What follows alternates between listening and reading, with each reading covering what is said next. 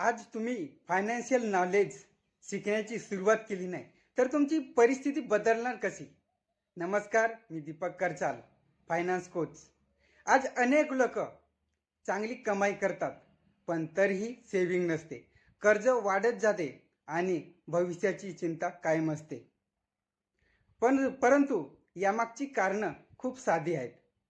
स्वतःला बदलण्याची तयारी नसते, नवीन गोष्टी शिकण्याचं टाळणे आणि फायनान्शियल नॉलेजकडे दुर्लक्ष करणे.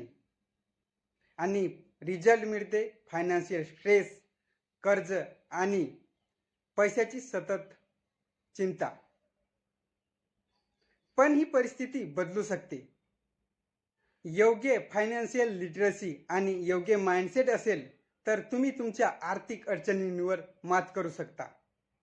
माझा विश्वास आहे की योग्य मार्गदर्शन मिळालं तर प्रत्येक व्यक्ती आर्थिकदृष्ट्या सक्षम बनू शकते.